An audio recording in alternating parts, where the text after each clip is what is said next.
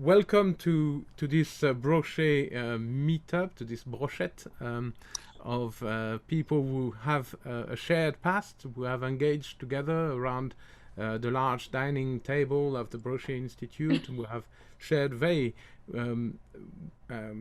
collegial moments over the years, and who are actually delighted to be back together as a round table. So without further ado, I'd like to like us to introduce ourselves a little bit. So I will start myself. I'm Bertrand Taithe. I'm the director of the Humanitarian Conflict Response Institute, and interested in the history of humanitarian medicine in particular. So if I turn to you, Monica, would you like to say a few words about you? Perfect. Thank you so much, Bertrand, for leading this and organizing our group. My name is Dr. Monica Sahani. I'm a tenured associate professor of global health at the University of North Carolina at Charlotte, USA. And my research focuses primarily on infectious diseases and health systems management. And currently, I'm focusing on how the COVID pandemic has had a huge impact on diseases such as HIV and AIDS. And that's what I'll be talking a little bit more today. Thank you so much. Okay, then I'll go in no particular order. It's just the way you lined up on my screen. So, Lucas, would you mind saying a few words? Sure. Thanks for setting this up. My name is Lucas Engelmann. I'm a Chancellor's Fellow for History and Sociology of Biomedicine at the University of Edinburgh. And since January this year, I'm also grant holder with the ERC, and I'm running a new project on the history of epidemiological reasoning in the 20th century. Thank you. Michael? Hi, I'm Michael Bottos. I'm an honorary associate professor at the Australian National University in Canberra, Australia, in sociology, but I had been working on, having worked on AIDS for 30 or more than 30 years. I had turned to post-humanism, but then COVID came along and I got drawn back into global public health. And actually in the last 6 months, I've been working with the Secretariat to the Independent Panel on Pandemic Preparedness and Response, which was set up by the World Health Organization to look into the pandemic and what could have been done differently. Thank you very much. Christos? Hi, everyone. Great to see you all again. I'm Christos Interis. I'm a medical anthropologist and senior lecturer at the Department of Social Anthropology of the University of St. Andrews. And I am a traitor to my trade, and I usually work with archives rather than do ethnography. And my current project focuses on the global war against the rats and the epistemic emergence of zoonosis. So for the past 10 years or so, I've been studying bubonic plague in the context of the third plague pandemic. Thank you very much. Alain? Yes, thank you for inviting me this session. I am Alain Giamy. I am an emeritus research professor at the INSERM, French National Institute of Health and Medical Research. I would say that I am an undisciplined person, which means I am not multidisciplinary because this is too much, and I want to stop with disciplines and discipline. So most of my work is on the social organization and scientific epistemic organization of sexuality, and I have coordinated a special issue of a journal on the impact of COVID on sex, and I will give some ideas about how COVID transformed the social organization of sexuality and the social organization in itself. And Adam? All right, thanks everyone. So my name's Adam Hench. I'm a senior lecturer with the Crawford School of Public Policy at the Australian National University in Canberra. And my work typically revolves around ethics of information and communication technologies. And in relation to COVID, I'm quite interested, and I've been following the ways that misinformation and disinformation have had a negative impact on people's responses, and a little bit of a look at the role of authority in the spreading of this misinformation and disinformation. So thanks. So, well, thank you very much. So without further ado, the way we're going to structure our conversation, this is not a spontaneous conversation, perhaps not as spontaneous as it would be if we were all in Hermance. But let's imagine ourselves to be around a table. There's a bottle of something in the middle, probably. and we are going to have a conversation, and we'll try to keep it open. So what I'm inviting people to do is to intervene in one section of the conversation. The conversation has been split in three particular groups. One is to think in terms of the uses of models of the past, and perhaps how this pandemic has been framed in relation to knowledge production, and how we've actually relied on models from either the Spanish influenza or from Ben. Before I keep on with my explanation. So Ben is our last speaker. So please, Ben, can you introduce yourself? Désolé. A pleasure to join you. Apologies that my students kept me in an exam until a few minutes over. I'm Benjamin Meyer. I'm an associate professor of global health policy at the University of North Carolina at Chapel Hill. And I work at the intersection of the field of health and human rights, global health governance, and global health law. And I hope to speak about those three fields during our discussion today. Excellent. Thank you, Bertrand. So to start, to go back to how we structured our little conversation very quickly, we basically start with the sort of frame of reference within which much of the interpretation, especially in the early days of the pandemic, has been set, rightly or wrongly, and the uses of history, of epidemiological and ethical precedents in particular. And then we move on to whose voice has been heard, and why, the sort of role in particular of modeling in shaping our understanding of the pandemic, and the ethics of knowledge production that it entailed. This is the subheading, and I think it's pretty capacious. We can put a lot in there. And the third one is, of course, how has this knowledge production and the ethical choices that have been made explicitly or implicitly impacted on the practices of the response. So, for example, the impact of COVID on not only on COVID, but also on sexuality, on the treatment of HIV, or the resourcing of research, more generally speaking. So these are the three broad headings. Of course, we may and we will deviate. So it's nothing to be too hang up about. But in a sense, I'm quite tempted to turn, because I'm supposed to be the MC, but I've got things to say myself, so I'm a bit frustrated. But I want to start by putting the pandemic in relation to history. And it strikes me that one of the dominant models of this pandemic, at the beginning at least, has been the Spanish influenza model of the end of the First World War, and this was a prepared script in a sense. 10 years ago, I was invited by the French Ministry of the Interior to take part in a roundtable between historians and policymakers, and they basically asked us, which authoritarian measures do you think we should prepare ourselves to deploy when Spanish influenza recurs? We did point out that the historical model was that no such authoritarian measures had taken place at the end of the First World War in relation to Spanish influenza in France, but that was very much going against the grain. We were meant to provide a certain type of historical evidence to fit with a certain type of analysis that was already insistent on a number of political choices. So I'd like to turn to you, Christos, to actually think about.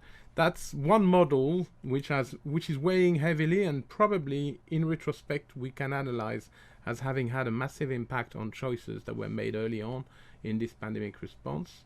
But you are in your work on the plague, and I'd like to signal a book that came out not so long ago on an ethnography of the plague situation between China and Russia. So I'd like you to draw on your knowledge of zoonotic histories to enrich this analysis a little bit.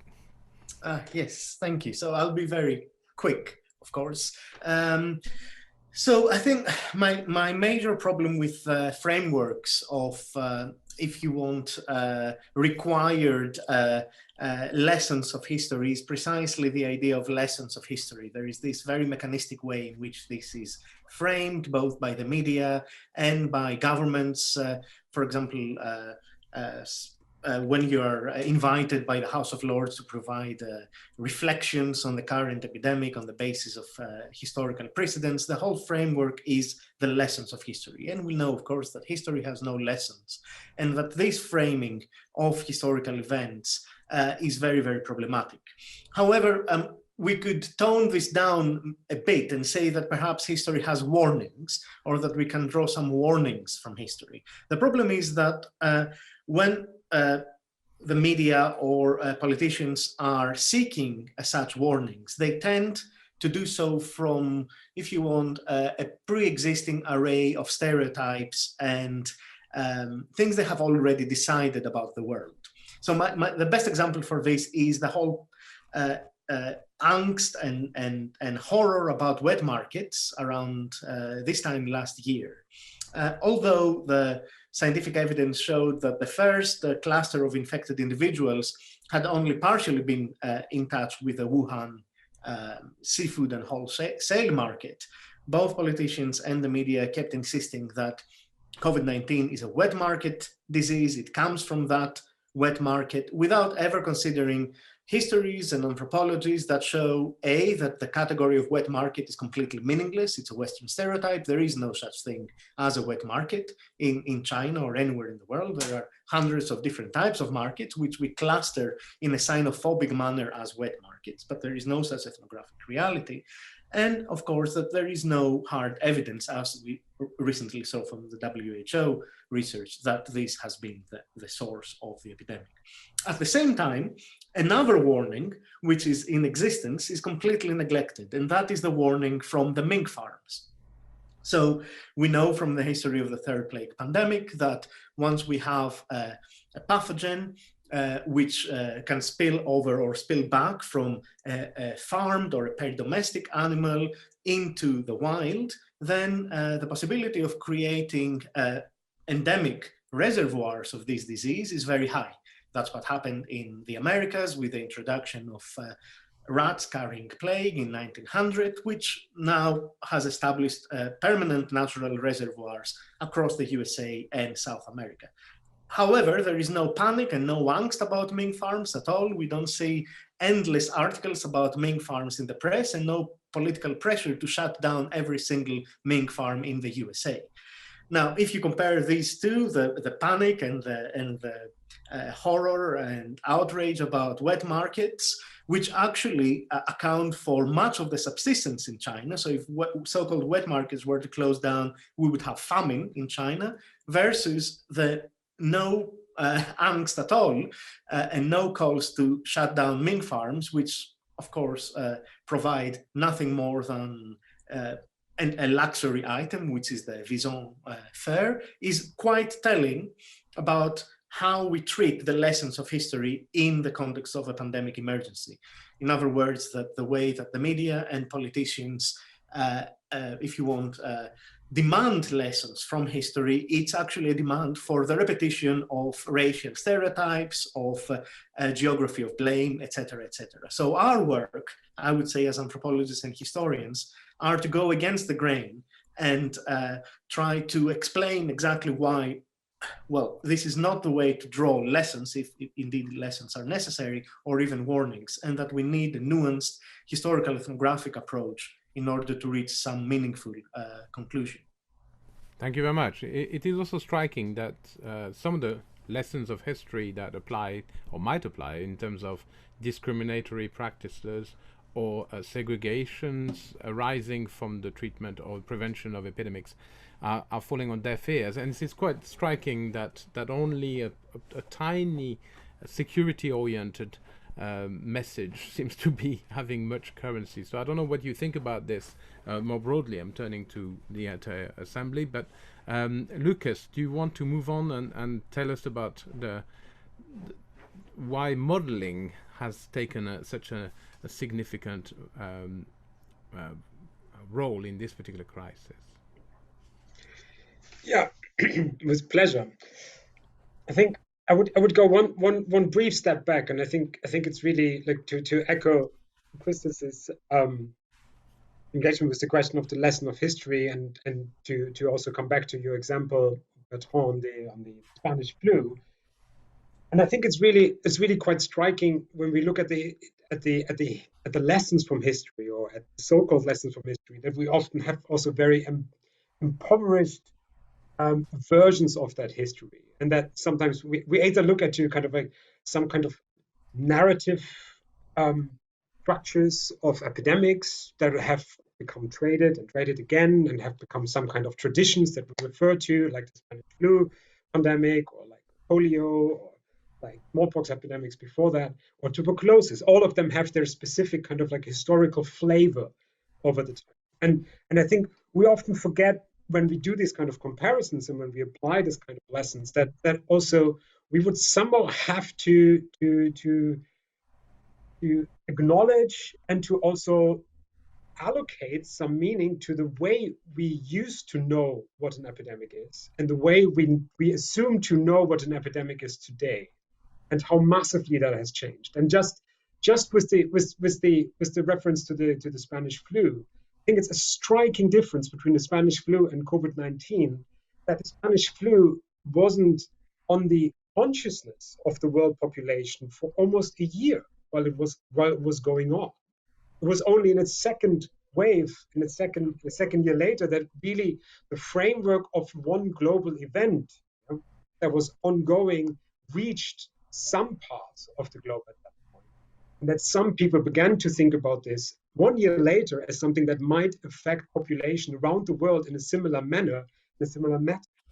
Whereas when we move forward to COVID-19 today, we have apparently a kind of a system that's called nowcasting, where we can see the epidemic or the pandemic developing in real time, which also has led to a massive explosion of kind of inflation of expertise, making sense of these numbers. And it has led to this kind of new-ish field of expertise trying to deal with the data deluge, like with this massive onslaught of data of the epidemic that's supposed to be turned into some kind of framework of making sense of it, using the data that we have to then predict what might be the next element. I wish I could give you a good answer of why modeling has moved to the center of all of this. I really don't understand it. I think it's really one of the things that I find puzzling up until today, why of all the kinds of expertise that we have at hand, public health, global health, social determinants of health, all of these are important levels of expertise that are so obviously direly needed to take care of the challenges, or to address the challenges of COVID-19. Why, especially in the UK and to some extent also in other European countries, modelers seem to have become the authority that we turn to understand how we might act, how we might gear our expectations to where this epidemic goes next, and how we also allocate resources, and to what extent we find certain government action justified or not justified. All of that seems to hinge on modeling. The 2 or 3 thoughts that I have to that is I think on the one hand, we will have to look into how modeling has become over the last 50, 60 years, since Second World War, more or less, a dominant trade within the wider field of epidemiology / infectious disease dynamics, as the one key field in which theory has been. It's the field where actual theories about the dynamics of infectious diseases have been produced, have circulated, and have given this field its own justification for existence, if you want, as something more than just a field that does measurement. It also provides theories about disease dynamics. The second is modeling has had a lot of influence, gathered a lot of influence in other areas. Public health resource allocation has been something that has been covered and has been structured by modeling efforts for at least 3-4 decades here in the UK, but also in many other countries. And of course, we are all very familiar with the policies and the policy implication of modeling in fields like climate science. So I think it's important here to draw a much broader picture and ask not just why has modeling become so important for this pandemic, but more to ask what specific mode of scientific knowledge production is modeling, and why has it come to be such a pervasive practice across wide fields of society? I think I'll leave it at that for a moment. I think, thank you. That's very rich, and I think I'm quite tempted to turn to Michael, because Michael has been involved in in one of the sort of advisory bodies in Australia, and I wondered if you could reflect on the points Lucas has made and make your own points, of course. Yes, I mean, I think there's a very interesting question as to how modelling found itself in the sort of sweet spot between, if you like, reality, as the world was mugged by reality with an emerging virus, and if you like, action and the political discourse of action. And I think that in a way, part of the explanation is that, in a sense, in just the same way that economics as a field is something which sort of tries to sit between politics and if you like, representations of reality. And of course, no one cares if economic models are completely wrong. That doesn't sort of matter. Interestingly, I think people have cared a little more when COVID models have been wrong, partly because the consequences have also sort of been evident, although that's sort of not unproblematic. In a way, a lot of people have sort of said, we should be surprised that certain countries didn't take more and better action in relation to the pandemic. For me, in a way, I think my surprise is actually that any countries did take action and that countries did take successful action.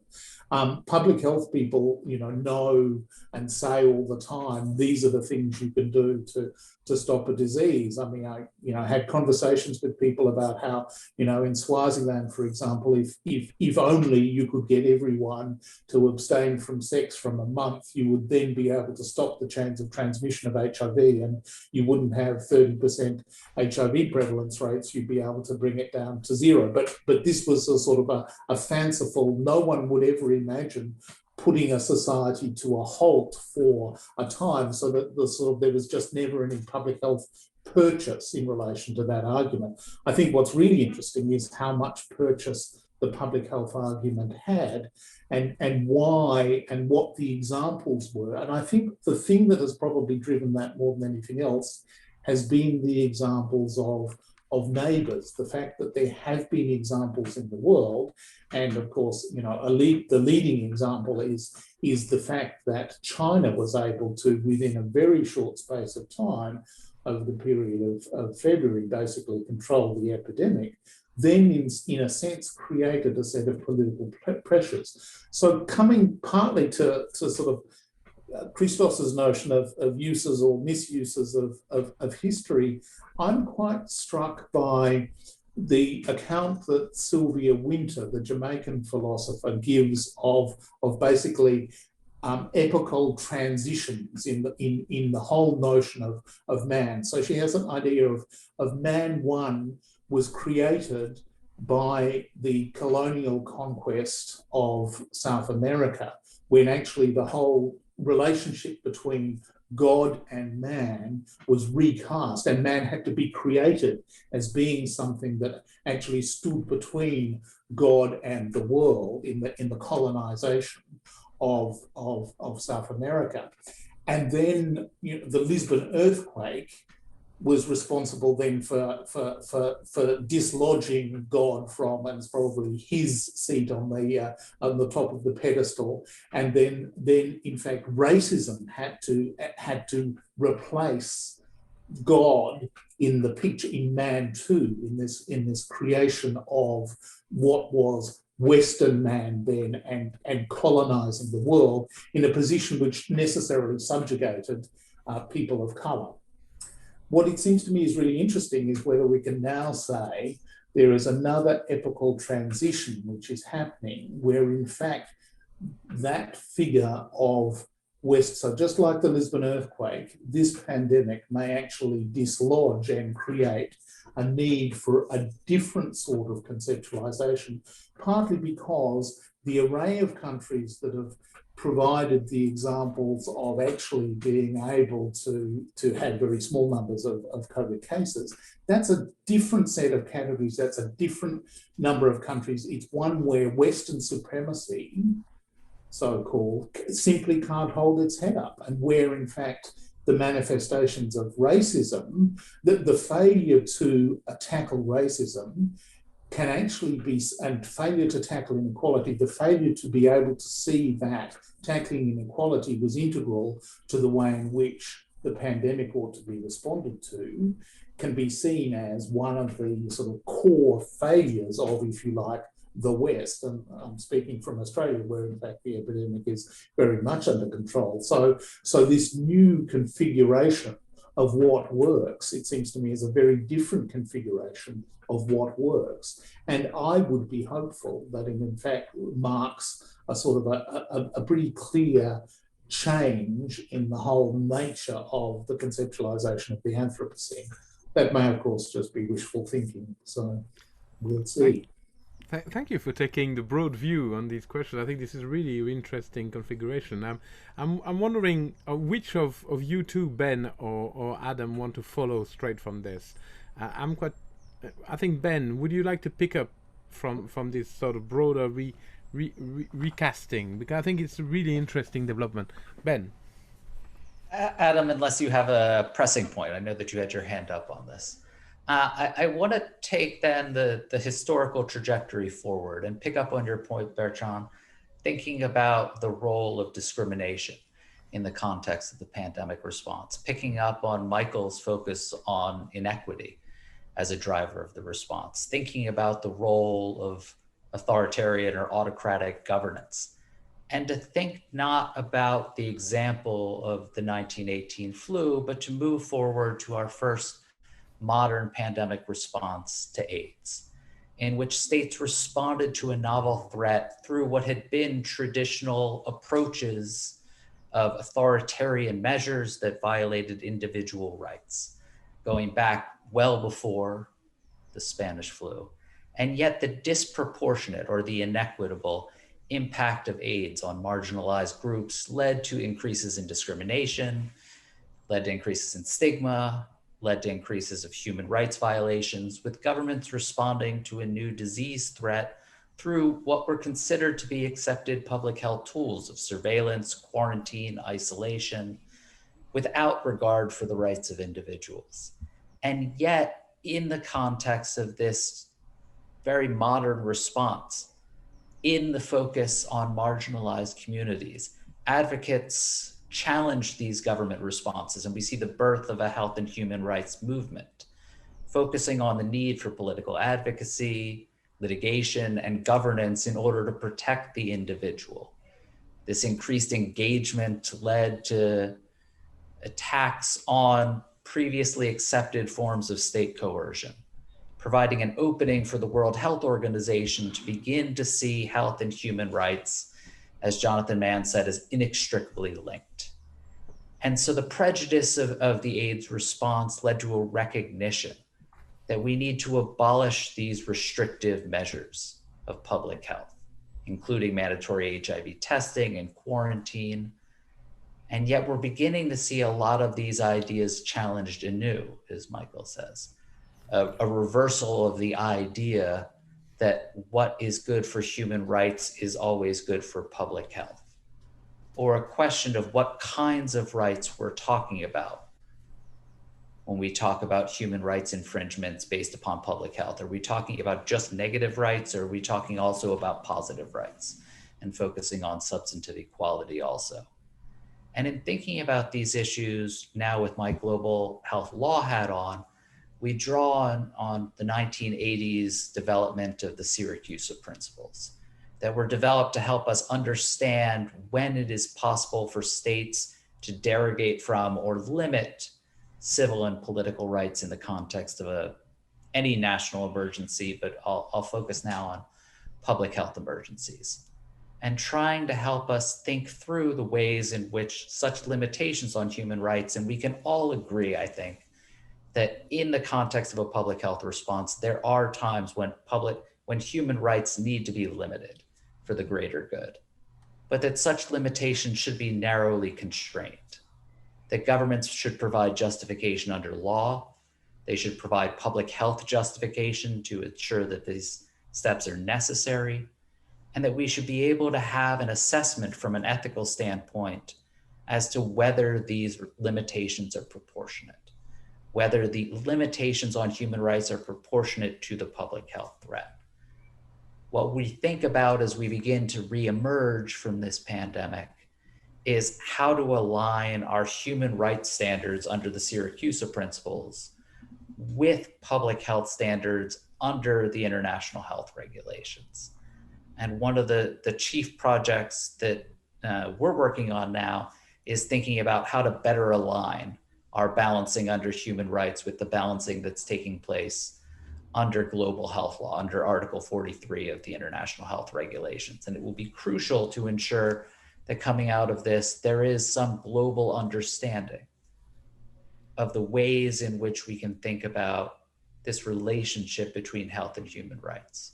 If not inextricably linked, then to understand and constrain the grounds under which we're willing to limit human rights and individual dignity in order to protect the common good. Oh, thank you very much. Now, Adam, would you like to chip in now with your particular angle? Sure. So I'm going to take it back down to the very individual and then lift things back up to the global, I think. So to give a little bit of context, almost a year ago, I was in Geneva at Brochet with a bunch of other researchers. As COVID escalated, we all had to escape. I escaped back to Australia, luckily before flights and things started getting closed down. I arrived back in Australia almost a year ago. I think it was a year and a week ago, or a week and a bit. I was at home in quarantine. And the reason I bring this up is and this kind of goes to one of Lucas's points. One of the amazing things about that experience was I got home, I was in isolation, I lived by myself, so had no human contact, and was trying to process what was happening with my own life and with the world around me. And I was able to share that with a bunch of other people who were also at Brochet, and then it also basically all had to escape home.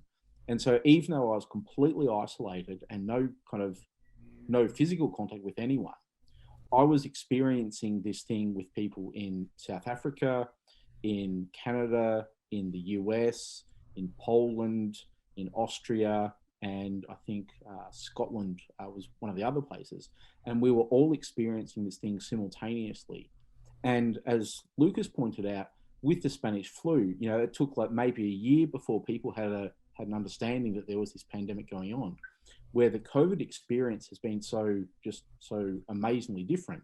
And possibly, obviously this is a contestable claim, but for perhaps one of the first times in human history, almost everyone in the world was experiencing this global pandemic almost simultaneously and having, in some ways, very similar understandings of what was going on. So we had this, these really unique individual experiences, but we were sharing this and experience it collectively and arguably in a way that we hadn't done so before. And this is, in some senses, an absolutely amazing thing. Like, it's incredible for the world and for people. But one of the problems, and this is one of the areas that I'm researching, is it's also given a capacity for a lot of misinformation and disinformation to be propagated, to be spread, and to be maintained. And the good thing that happened with me was I was able to share my experiences with other people. But one of the challenges that public health officials and leaders and authorities and things have had to deal with is the rise of conspiracy theories, and the way that you're getting conspiracy theories traveling around the world rapidly, a combination of different conspiracy theories. So COVID-19 is a lie, it's a scam, it's because Bill Gates wants to inject 5G microchips into you to get more power over you for some reason, and somehow this is because everyone in the world wants to remove Donald Trump. It's a political thing, it's not just 5G, it's not just Bill Gates. So there's this crazy set of conspiracy theories that are going around, which isn't uncommon in situations like pandemics. But one of the variables that's happened now is you've had all these people who are stuck at home with access to huge amounts of information. They're bored, they're stressed, and they're worried. And conspiracy theories often step in to fill that vacuum, give people a sense of meaning, give people a sense of purpose, and give people a sense of explanation about what's going on around them. And this has posed, real significant challenges for responding to COVID, because you've got, say, someone sitting in Australia like I am going, wait a minute, there's these protests happening in the US, and then there's protests happening in Berlin, and people are saying, COVID's not a thing, or we ought not to be locked down. So one of the interesting things there is, because we've got, all these worries and concerns that we can share with other people, go, I'm not crazy, I'm not alone in this. There is a giant Bill Gates 5G conspiracy that's out there to get us all. And I feel much more comfortable in having these beliefs. So this is the flip side to the kind of shared global community, is it's allowed a whole bunch of people to feel much more confident in a set of beliefs which seem, to my mind at least, fairly untethered from reality and ignoring a whole bunch of important things. The final kind of point that I'd like to make on this is the role of particular kind of public authorities and leaders in propagating these conspiracy theories. One of the most significant challenges I think a lot of people are facing were that you had the former US president, who was also pushing out a whole bunch of bad ideas, bad information, undermining a lot of good public health information. And this has posed, again, significant challenges, not just for the US, but given the important role of the US in public health leadership, and the way that the former US president was able to dominate a whole lot of international media and international communication, that had a really negative impact on driving and supporting a bunch of these conspiracy theories as well.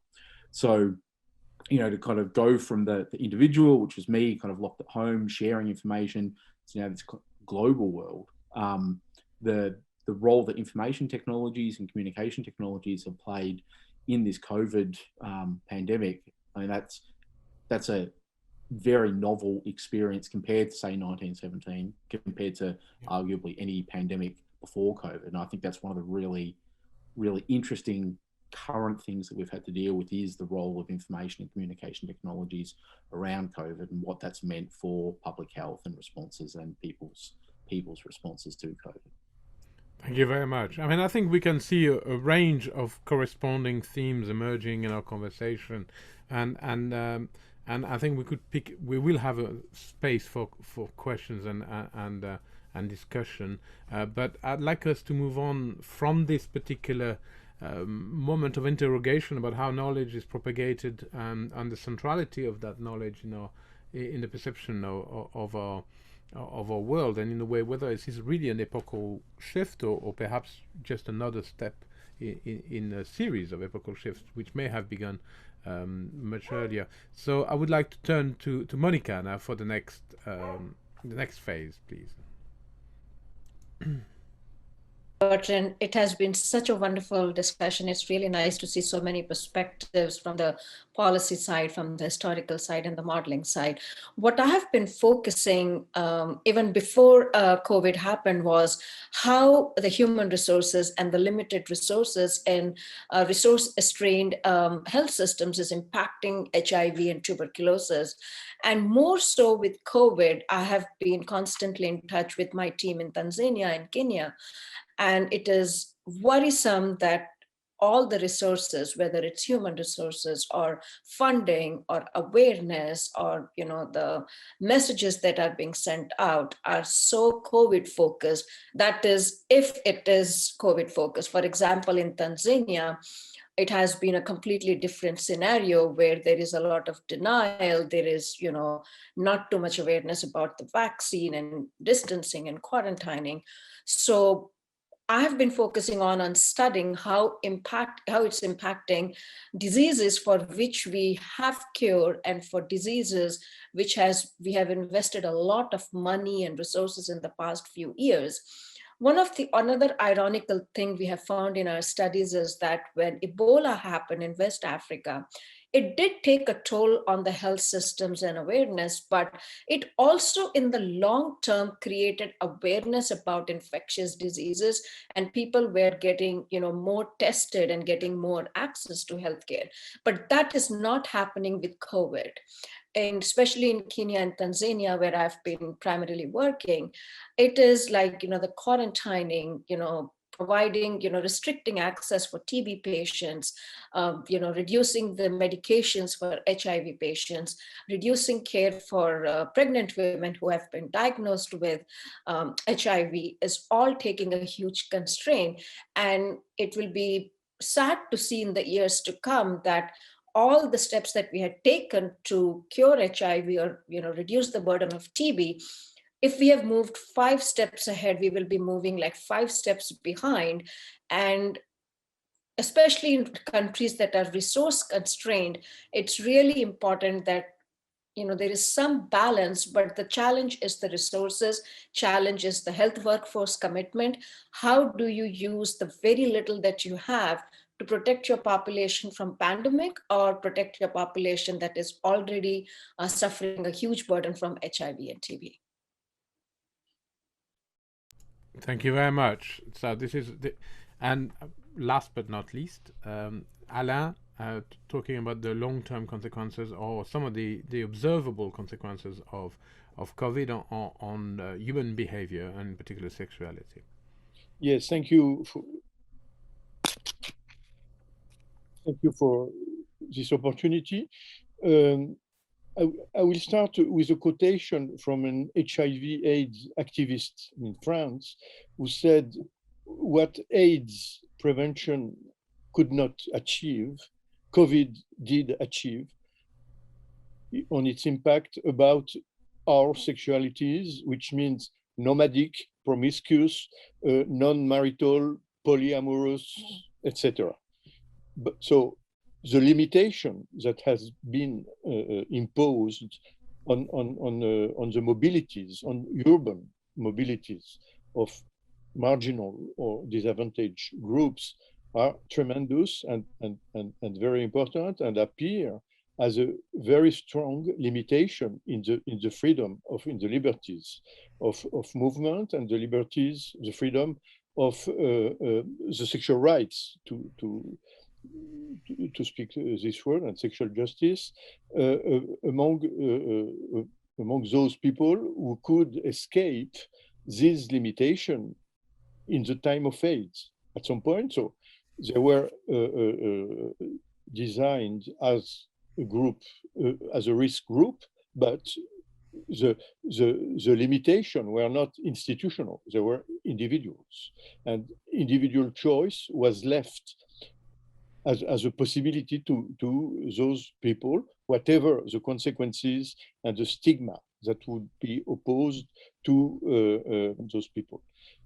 With the advent of COVID, we have some of my work was based on HIV at that time, but also some of my work is based on in the closed institution, total institution, to speak the language of Goffman, and in particular housing for those who are disabled or mental hospital.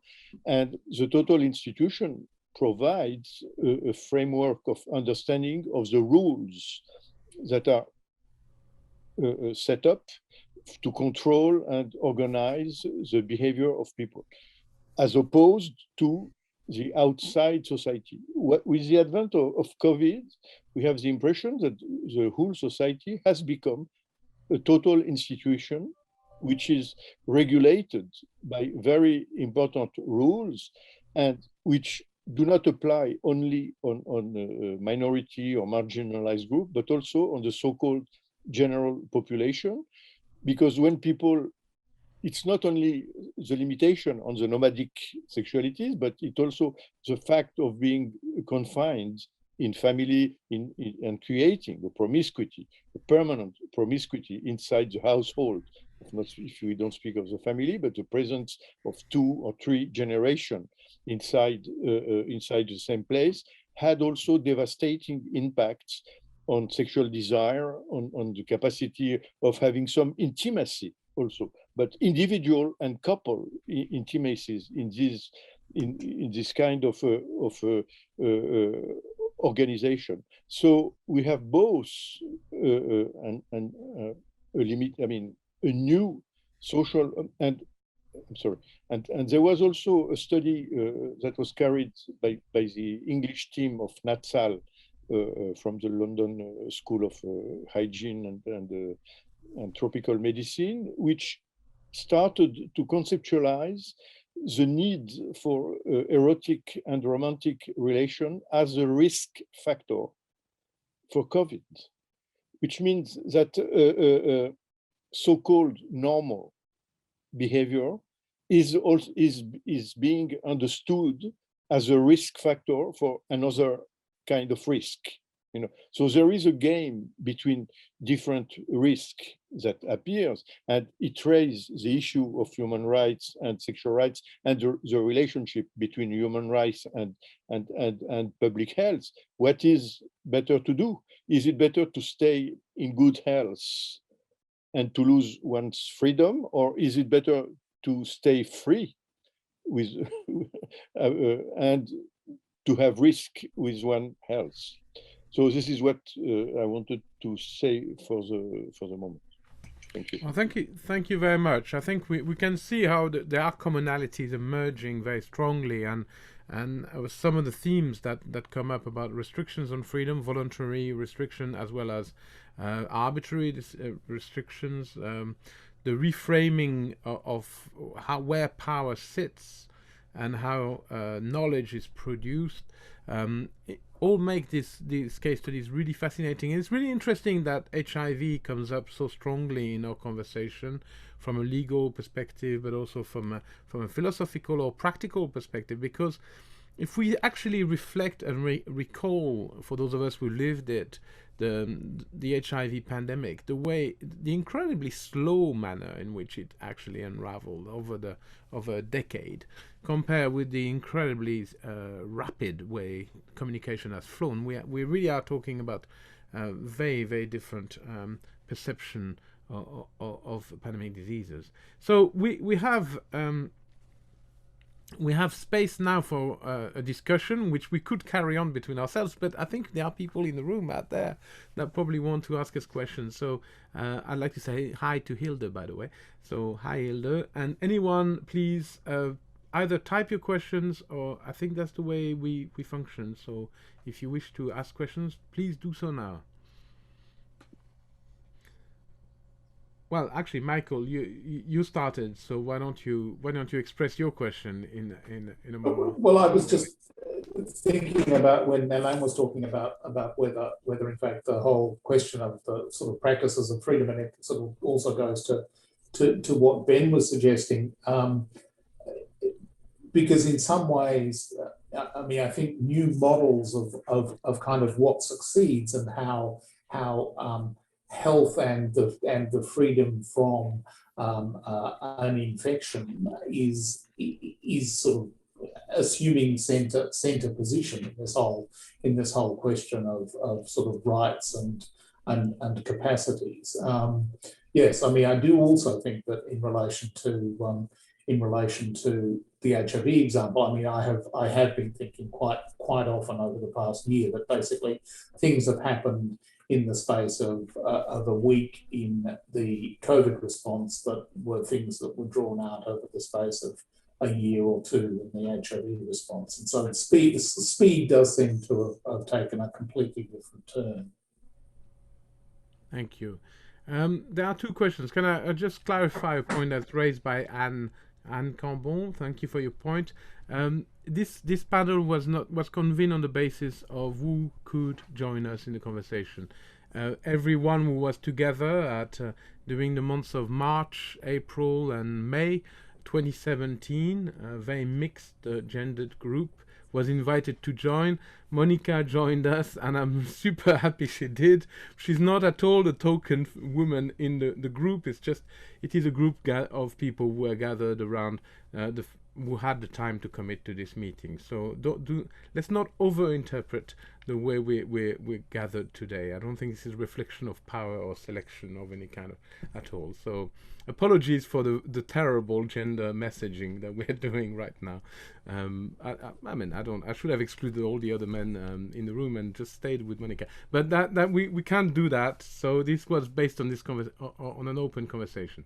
So I wanted to clarify that point. Now, another point that is raised is what can be done to reduce or diffuse misinformation in relation to public health, or human rights in our current hyper-mediated world. So I wonder if Adam, you, perhaps, but maybe Lucas as well, or Christos would like to respond to this one, or Monica, or anyone else.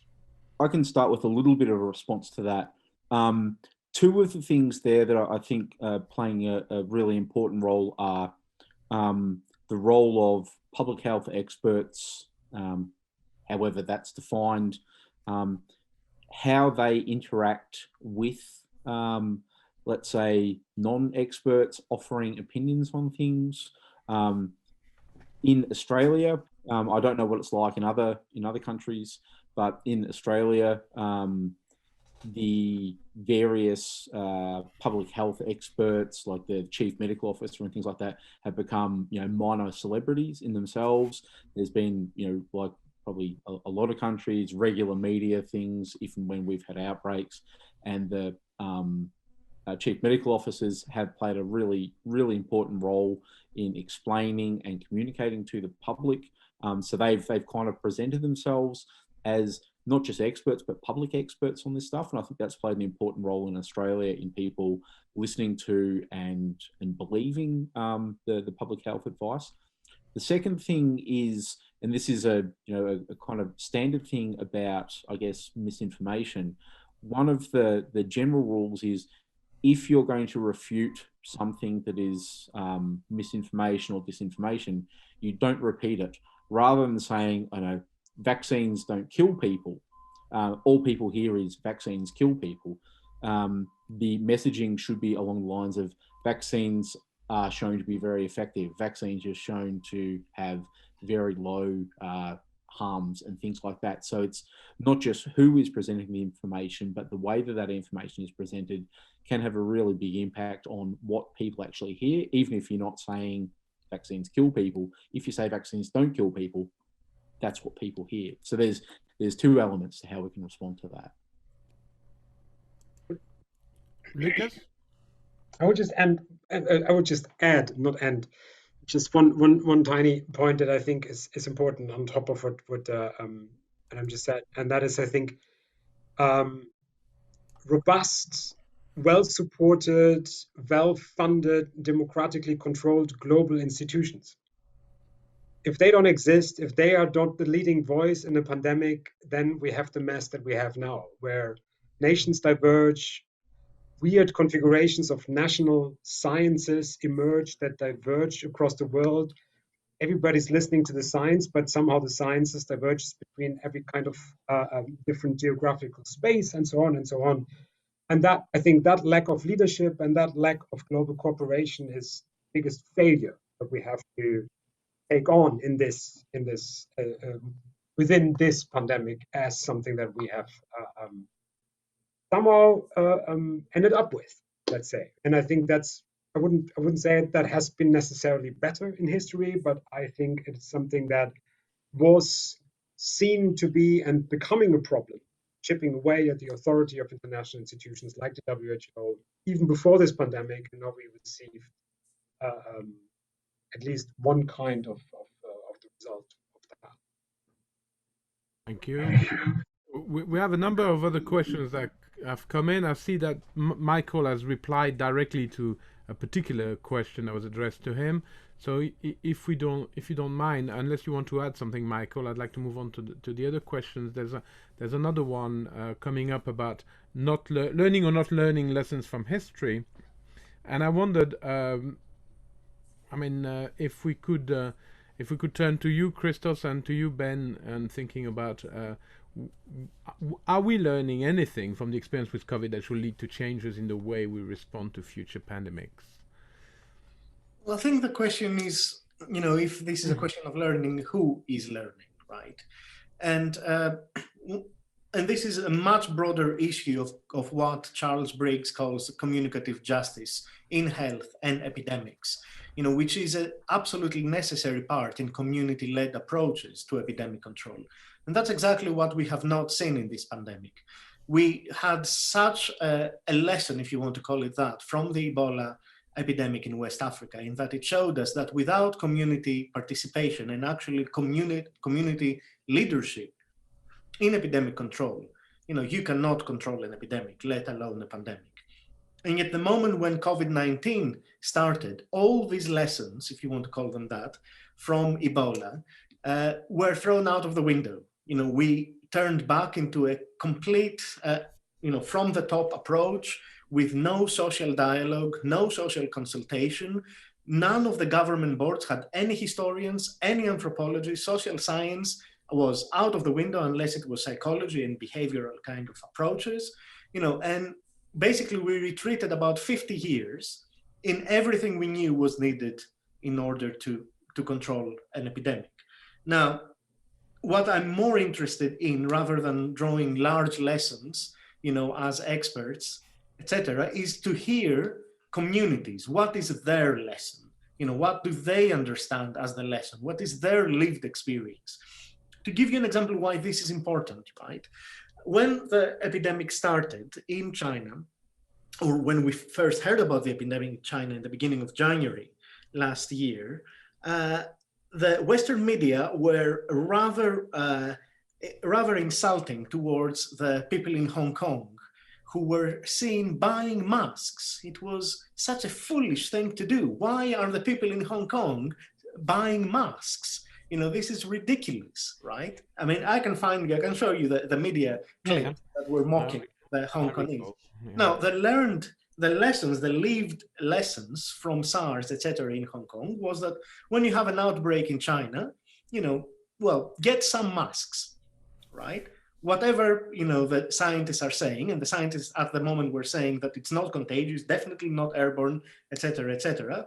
The historical experience of the Hong Kongese was to buy masks, right?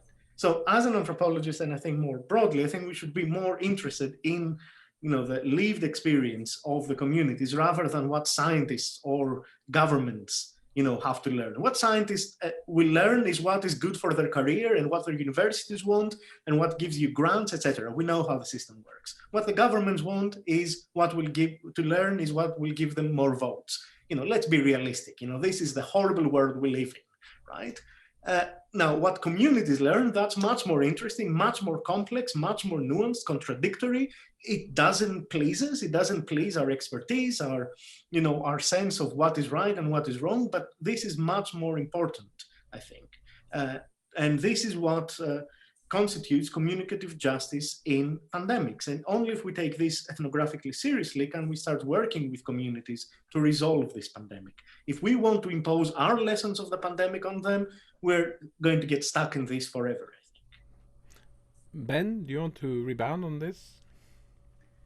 I think this question of how we think about justice in a pandemic is helpful, and I hope that my comments lead into what Monica is going to say afterwards. Because when Monica and Alan are both speaking about freedom or rights, they're doing so in very different ways. That Alan is speaking about freedom from government intrusion, and Monica is speaking about the resource challenges in protecting public health. And so one of the historical artifacts of the Cold War is that we are stuck with this division of rights, that we pretend it doesn't exist, but that this Cold War division between positive or economic, social, and cultural rights is seen as inherently different from individual liberties and negative freedoms of civil and political rights. With this divide created as an artifact of the Cold War, driven philosophically over, preceding the Cold War, but driven by the Cold War over 40 years, the AIDS response in some ways, when I say that we're talking about inextricable linkages between human rights and health, what WHO is talking about is largely these negative civil and political rights, freedom from government intrusion as being connected to public health. And yet when we look at this pandemic response, the greatest human rights failure seems to be a failure to prevent the pandemic itself. It seems to be a failure of the right to health, that governments lacked diagnostic testing, they lacked masks, they lacked contact tracing, they lacked ventilators when people were sick, they lacked treatments, and now they lack access to vaccines.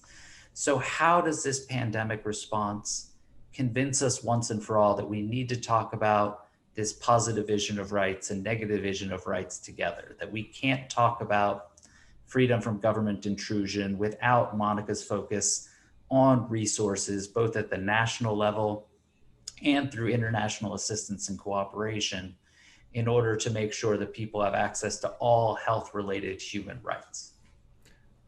Monica, can you pick up the next point? But can I ask you also to look at the question about the relevance of the distinctive features of COVID, and whether that had an impact in terms of the pre-symptomatic transmission, asymptomatic infection, and whether, and especially its heavier impact on people with coexisting health problems, elderly people, people of colors, etc.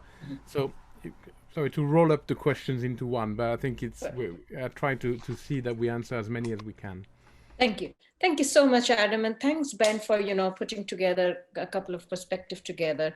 One of the things I wanted to touch when we are talking about historical thing is, I was talking to my colleagues in India, that's where I'm originally from, and they were like, why are, low income or middle income countries better able to roll out a COVID vaccine? And research shows that these are the countries that have engaged in mass immunization programs and vaccination programs for the past many years. And many things have been implemented in developed countries. For example, in US, one of the things that changed was to start providing vaccines through pharmacy outlets. So that is one thing, historically, how countries are learning from not only the well-balanced and well-strengthened health systems, but also from other systems. And Bertrand, the question that you mentioned, I somehow am not able to read it on my screen, but if you could kindly repeat that so I could address it more appropriately. Is whether the relevance of distinctive features of COVID, pre-symptomatic transmission, asymptomatic infection, especially in younger people or mild disease courses, the heavier impact on people with coexisting health problems, elderly people, people of color, etc.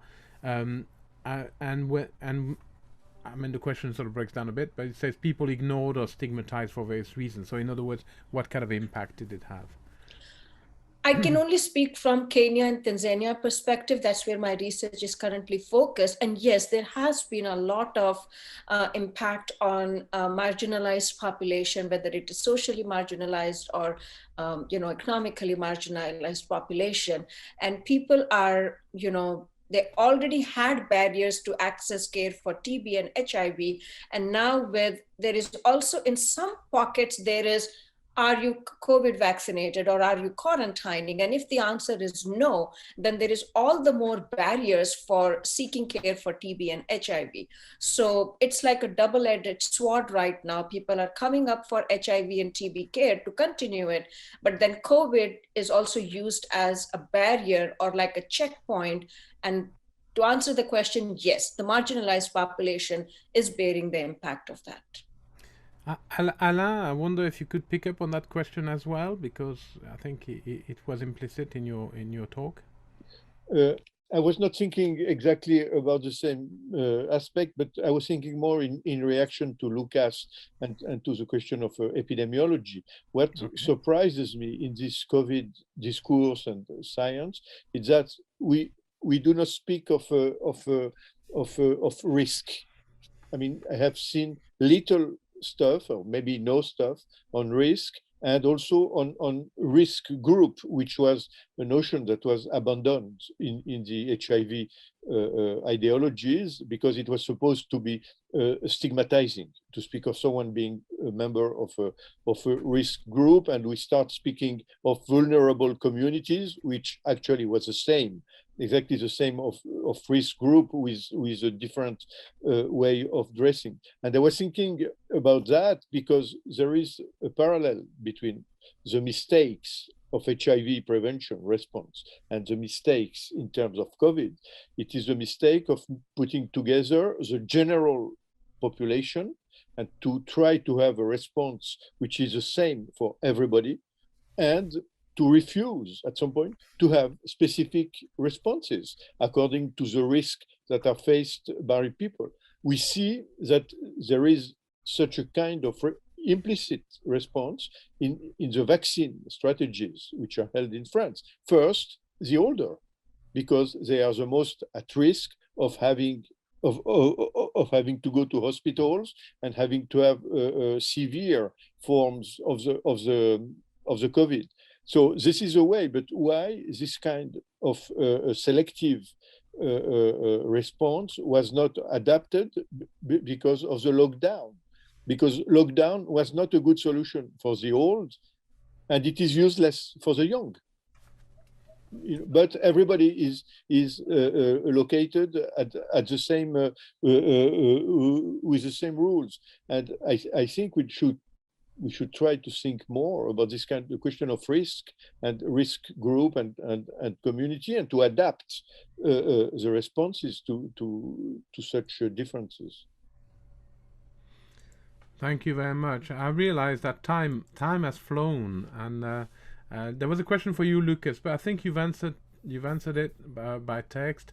As you can see, our dining room conversations could carry on for ages. If you want to say a last few words, now is the time, please, panelists. And then after that, we all go together for cafe in Hermance, maybe a beer, and watch the sunset on the lake. I think that's the idea. So anybody wants to have a final word, a very brief final word? I want to say, I think it's a great opportunity. I want to thank the brochure for bringing us together. And I especially want to thank Bertrand for being very sensitive about the gender composition. Well, there you go. Thank you. It was a pleasure seeing all of you again. It was wonderful to interact. Yeah. I shall be forever remembered as a man who organized a panel of 8 people with only 1 woman.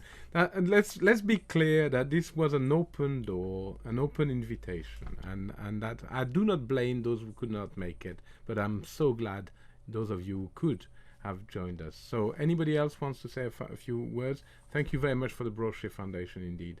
So it's been fascinating, and I mean, we could carry on for hours, but we won't. So thank you very much. Thank you for those in the room, and we look forward to the next Brochure meetup. It was a pleasure to be with you today. Thank you. Thank you. Thank you. Thanks. Bye-bye then. Thanks, everyone.